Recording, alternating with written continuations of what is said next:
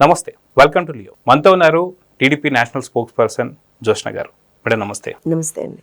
నిన్న మొన్నటి దాకా ఆంధ్రప్రదేశ్ అంటే అమరావతి, అభివృద్ధి, చాలా హ్యాపీగా సంక్రాంతి పండుగ కూడా చాలా అద్భుతంగా చేసుకున్నాం. కానీ సడన్గా ఒక రెవల్యూషన్ వచ్చేసింది, పెద్ద ఎత్తున ఇప్పుడు గొడవలు జరిగిపోతున్నాయి, ఆ పక్కన పెట్టుబడి ఏదైతే ఉందో ఇవి కూడా వస్తున్నాయి. ఇలాంటి తరుణంలో వైఎస్ జగన్మోహన్ రెడ్డి ఏదైనా కుట్ర పన్నాడా? సడన్గా ఎందుకు ఇంత పెద్ద ఎత్తున ఇది జరుగుతుందంటే ఏం చెప్తాను? కుట్ర పన్నకపోతే వైఎస్ జగన్మోహన్ రెడ్డి ఎందుకు అవుతాడు? రాష్ట్రంలో ఒక అశాంతి క్రియేట్ చెయ్యకపోతే వైఎస్ జగన్మోహన్ రెడ్డి ఎందుకు అవుతాడు? డిస్ట్రక్షన్ చెయ్యకపోతే వైఎస్ జగన్మోహన్ రెడ్డి ఎందుకు అవుతాడు? చంద్రబాబు నాయుడు గారు, కూటమి ప్రభుత్వం అనుక్షణం కూడా కన్స్ట్రక్టివ్ మోడ్ లో ఉంటారు, ప్రోగ్రెసివ్ మోడ్ లో ఉంటారు. జగన్మోహన్ రెడ్డి ఎప్పుడు కూడా డిస్ట్రక్టివ్ మోడ్ లో ఉంటాడు. అదే కదా డిఫరెన్స్. మనం 2019 to 24 చూసాం డిస్ట్రక్షన్, 24 నుంచి ఇప్పటివరకు ఏం చూస్తున్నాం? ఓన్లీ ప్రోగ్రెస్ చూస్తున్నాం.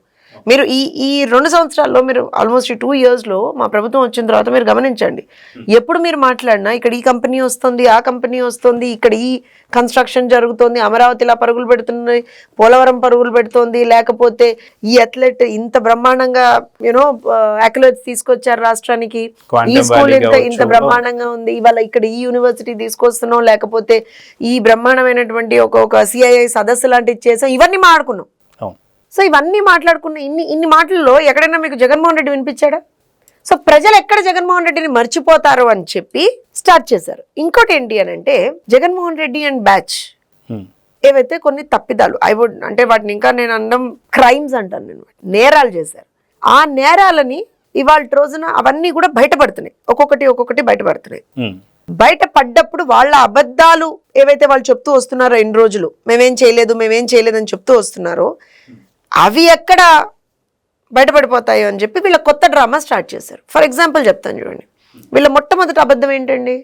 తిరుపతి లడ్డూలో కల్తీ జరగలేదు కదా, వీళ్ళ అబద్ధం అదే కదా. ఆ రోజున ముఖ్యమంత్రి వర్యులు తిరుపతి లడ్డూని కూడా వీళ్ళు అపవిత్రం చేశారు. అసలు అందులో కెమికల్స్ తో కూడినటువంటి ఒక నెయ్యిని వాడారు, జంతు కొవ్వు ఇలాంటి వాటిని వాడారు అని చెప్పి సాక్షాత్తు ముఖ్యమంత్రి వర్యులు ఆయనకు తెలిసినటువంటి ఒక ఇన్ఫర్మేషన్ ప్రకారంగా చెప్పారు. వెంటనే దాని మీద ఆనరబుల్ సుప్రీంకోర్టు ఒక ఎస్ఐటిని, ఇండిపెండెంట్ ఎస్ఐటిని దర్యాప్తు చేయమని చెప్పారు. మొన్న దర్యాప్తు రిపోర్ట్ వచ్చింది కదా. ఏం చెప్పారు అందులో? చాలా క్లియర్ గా కల్తీ జరిగింది, అసలు ఇన్ఫాక్ట్ కల్తీ కన్నా ఎక్కువ అసలు నెయ్యే వాడలేదని చెప్పారు. కెమికల్స్ సింథసైజ్డ్, దాన్ని ఏమంటారో మరి, సింథటిక్ ఘీ అనేది ఏమంటావు మనకు తెలియదు. అది ఇప్పటివరకు అలాంటి టర్మ్ ఏం వాడలేదు, ఇప్పటివరకు ఎవరికి తెలియదు.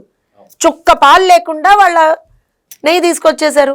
సో సిట్ దర్యాప్తు మొన్న రిపోర్ట్ ఇచ్చినప్పుడు చాలా క్లియర్ గా ఎన్డీడీబీ రిపోర్ట్ ఏదైతే ఉందో దాన్ని మెన్షన్ చేస్తూ, ఇలా జరిగింది, ఇలా దానికి సంబంధించినటువంటి దర్యాప్తు మేము చేసాం, ఇలా 60 లక్షల కేజీల నెయ్యి వాళ్ళు వాడారు, కల్తీ నెయ్యిని వాడారు, అబ్సల్యూట్ గా సింథసైజ్డ్ కెమికల్లీ మేడ్ నెయ్యి, అది పాల నుంచి తీసిందే కాదు అని చెప్పి అంత క్లియర్ గా మెన్షన్ చేశారు.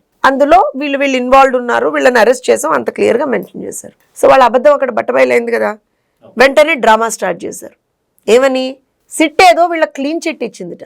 ఏ లోకంలో ఏడిచొచ్చారు వీళ్ళు సిట్ వీళ్ళ క్లీన్ చిట్ ఇవ్వడానికి? నిజంగా చదువు వచ్చిన వాడు ఎవడన్నా ఉన్నాడు ఆ పార్టీలో? నిజంగా అడుగుతున్నా, జగన్మోహన్ రెడ్డికి చదువు వచ్చా? జగన్మోహన్ రెడ్డి పార్టీలో ఉన్న వాళ్ళకి చదువు వచ్చి ఏడిచొచ్చా? ఇంగ్లీషో తెలుగో ఏదో ఒకటి ఏడిచొచ్చా వాళ్ళకి వచ్చా? అసలు వచ్చిన వాడు ఎవడన్నా, రిపోర్ట్ చదివిన వాడు ఎవడన్నా అందులో క్లీన్ చిట్ ఉందని మాట్లాడతాడా? ఎవరు చెప్పాడు వీళ్ళకి అసలు అందులో క్లీన్ చిట్ ఉందని? క్లీన్ చిట్ అని చెప్పి ఈ దొంగ భక్తులు అందరూ బయటకు వచ్చారు. ఈ దొంగ భక్తులు అంటే ఎవరో తెలుసు కదా మీకు, భూమన కరుణాకర్ రెడ్డి, వీళ్ళందరూ బయటకు వచ్చేసి అసలు వెంకటేశ్వర స్వామి మీదే నమ్మకం లేనటువంటి భూమన కరుణాకర్ రెడ్డి అంత క్లియర్గా నల్లరాయి అని చెప్పి మాట్లాడినటువంటి భూమన కరుణాకర్ రెడ్డి వాళ్ళ హోమాలు చేస్తాడా? ఏం మొహం పెట్టుకుని చేస్తున్నావా నువ్వు? అసలు కల్తీ జరిగింది మీ హయాంలో కదా, సాక్షాత్తు దేవదేవుడి సన్నిధిలో కూడా అపవిత్రం చేసి చచ్చారు కదా, ఇంకేం మిగిలింది? సో ఇది జరిగినప్పుడు దీన్ని ఒక డ్రామాగా క్రియేట్ చేశారు. సో దట్ అసలు ఎక్కడ ఏది జరగలేదు అని ఏదో క్రియేట్ చేద్దాం అనుకున్నారు. అదేమైంది? పప్పులో కాలేశారు. అక్కడ సిట్ అంత క్లియర్ గా దర్యాప్తు రిపోర్ట్ లో చెప్పిన తర్వాత ఏం జరగలేదు అంటే ఎవడు ఊరుకుంటాడు? ఊరుకోడు కదా. నిన్నే చూడండి, అంబటి రాంబాబు అనేటువంటి వ్యక్తి, ఆల్రెడీ అతనిది నోరు కాదు, అది ఒక డ్రైనేజ్ అని అందరికీ తెలుసు. అతను అంత దరిద్రంగా మాట్లాడతాడు అని అందరికీ తెలుసు కదా. అలాంటి వ్యక్తి నిన్న ఏదో ఫ్లెక్సీ పెట్టారట ఎవరు, ఆ ఫ్లెక్సీ దగ్గరికి వెళ్ళిన వాడు నువ్వేం నిరసన తెలియజేయాలనుకుని తెలియజేసుకొని వచ్చేయచ్చు. కారులో కూర్చుని బూతులు మాట్లాడుతూ, కారులోంచి నోరు బయట పెట్టేసి, మొహం బయట పెట్టేసి బూతులు మాట్లాడుతూ, ఎవరు జాగిరని అట్లా మాట్లాడతాడండి? ఎవడు ప్రొవోకేట్ చేశాడని అట్లా మాట్లాడతాడు? మీకు అర్థం కావట్లేదు. ఇది క్లియర్ కట్గా ఒక ప్రీ ప్లాన్డ్ స్కెచ్ వీళ్ళది. ఇది రాష్ట్రంలో అలా మాట్లాడితే మీరు ఊరుకుంటారా? తెలుగుదేశం పార్టీ కార్యకర్తలు ఎలా ఊరుకుంటారండి? వాళ్ళ కుటుంబ సభ్యుల కన్నా కూడా ఎక్కువగా భావిస్తారు వాళ్ళు చంద్రబాబు నాయుడు గారిని. సొంత తండ్రి కన్నా ఎక్కువగా భావిస్తారు చంద్రబాబు నాయుడు గారిని. అలాంటి చంద్రబాబు నాయుడు గారి గురించి అంత జుగుప్సాకరంగా మాట్లాడినటువంటి అంబటి రాంబాబుని డెఫినెట్ గా రియాక్ట్ అవుతారు.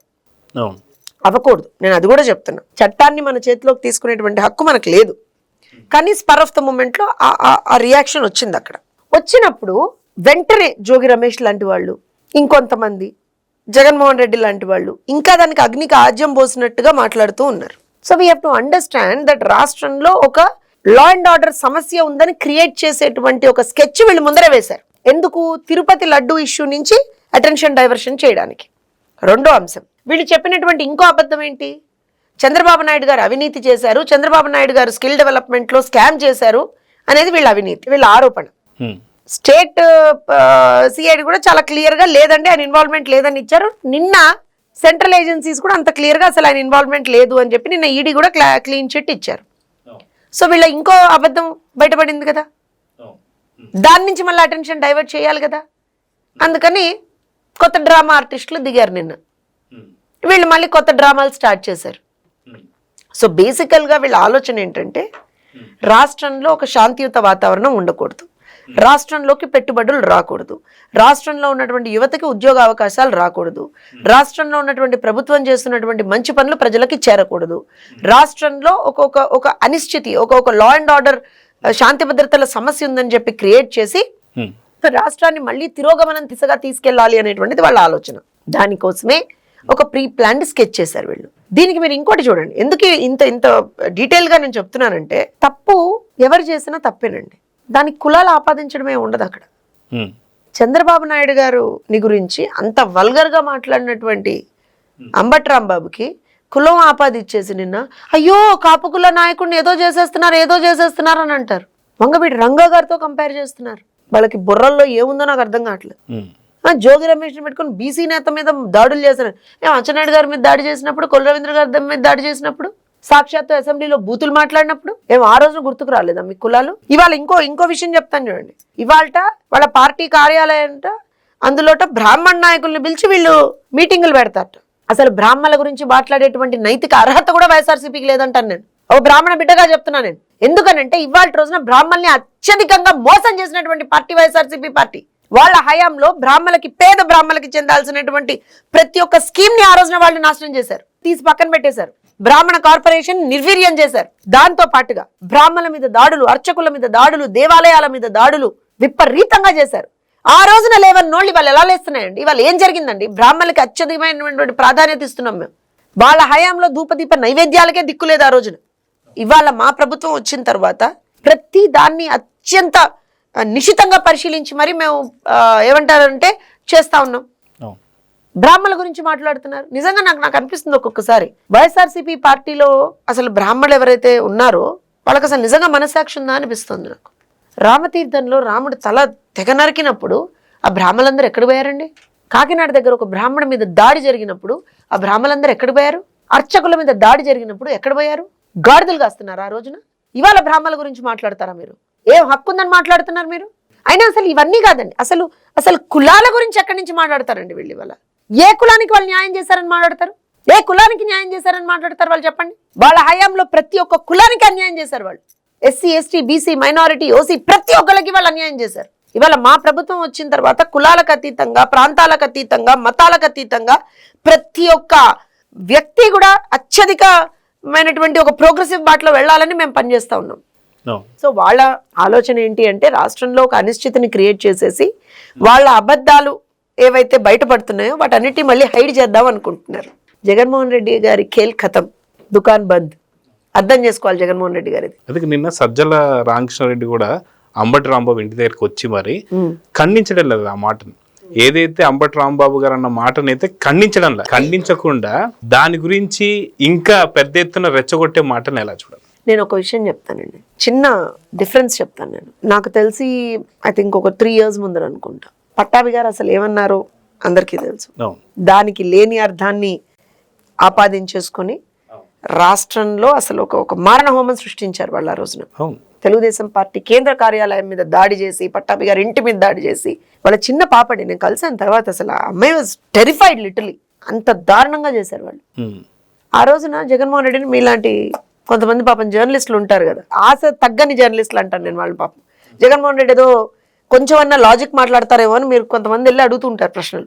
వెళ్ళి అడిగినప్పుడు ఏమన్నాడు తెలుసా, అసలు ఇలా ఎలా దాడులు చేస్తున్నారు అంటే ఏమన్నాడు తెలుసా, మా పార్టీ కార్యకర్తలకు బీపీలు వచ్చాయి అన్నాడు. సమర్థించాడు. ఆ రోజు వాళ్ళ పార్టీ కార్యకర్తలు చేసినటువంటి దాడిని సమర్థించాడు.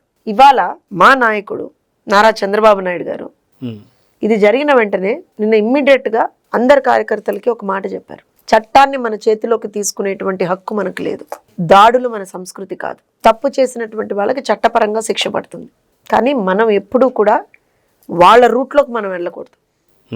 ఖండించారు. వాళ్ళకి మాకు తేడా అది. సజ్జల ఖండించలేదు మేడం అని మీరంటే, ఖండిస్తాడని మీ ఎక్స్పెక్టేషన్ కూడా తప్పంటా నేను. అక్కడ ఉన్నది వైఎస్ఆర్సీపీ పార్టీ. వాళ్ళు బతికేదే బూతుల మీద, వాళ్ళు బతికేదే అబద్ధాల మీద, వాళ్ళు బతికేదే దాడుల మీద, వాళ్ళు బతికేదే మట్టల మీద, వాళ్ళు బతికేదే రేపుల మీద, వాళ్ళు బతికేదే ఆడవాళ్ళని ఎక్కడికక్కడ అవహేళన చేస్తూ, వాళ్ళ మీద వాళ్ళని అవమానిస్తూ, వాళ్ళ మీద దాడులు చేసే దాని మీద. వాళ్ళకి మాకు చాలా తేడా ఉందండి. మా నాయకుడు ఒప్పుకోడు. నిజంగా నాకు కూడా నేను ఒళ్ళు మండిపోయింది. నేను ఒక్క మాట చెప్తానండి, తెలుగుదేశం పార్టీ శ్రేణులు కావచ్చు, తెలుగుదేశం పార్టీ నాయకులు కావచ్చు, నాకు తెలిసి అనుకుంటే, తలుచుకుంటే, ఒక్కసారి మనసులో గట్టిగా తలుచుకుంటే, మా నాయకుడు కూడా జగన్మోహన్ రెడ్డి లాగా మాట్లాడండి అయ్యా మీరు కూడా బూతులు, చేయండి అయ్యా మీరు కూడా దాడులు అంటే రాష్ట్రం ఏ పరిస్థితుల్లో ఉండదో ఒకసారి ఆలోచన చేసుకోవాలి. ఎందుకంటున్నామంటే మేము మాట్లాడలేమా, మేము చేయలేమా, వాళ్ళకన్నా 10 ఇంతలు చేయగలం. ఎవరైనా ఇప్పుడు ఏం వాళ్ళకేనా బీపీలు ఉండే, మాకుండవు ఆ బీపీలు, మాకు రావు ఆ బీపీలు.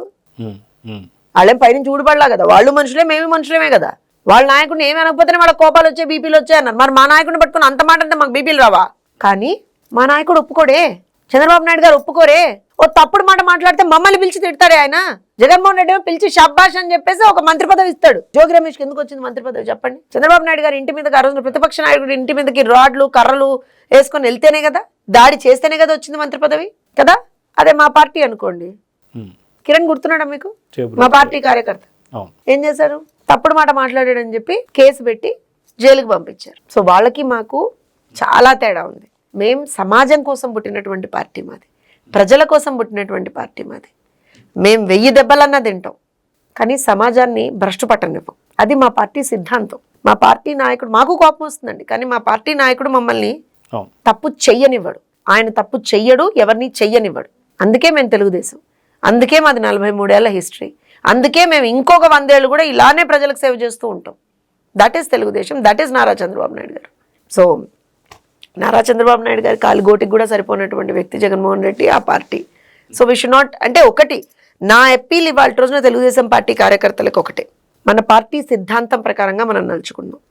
నాయకుడిని తిట్టాడు, కోపం వచ్చింది, అందులో తప్పు లేదు, కానీ మన పార్టీకి ఒక సిద్ధాంతం ఉంది. ఓపికగా ఉందాం, చట్టం పరిధిలో ఖచ్చితంగా వాళ్ళకి శిక్ష పడుతుంది. అంబటి రాంబాబు కావచ్చు, జోగి రమేష్ కావచ్చు, ఎవరైనా సరే, పేరు నాని కావచ్చు, ఎవరెవరైతే మాట్లాడారో ప్రతి ఒక్కళ్ళకి శిక్ష పడుతుంది. చట్టపరంగా కేసులు పెడదాం వాళ్ళ మీద, చట్టపరంగా వాళ్ళ మీద ఫైట్ చేద్దాం. అంతే తప్పించి మన నాయకుడికి మాట వచ్చే ఏ పని మనం చేయకూడదు అంటాను. నమస్తే.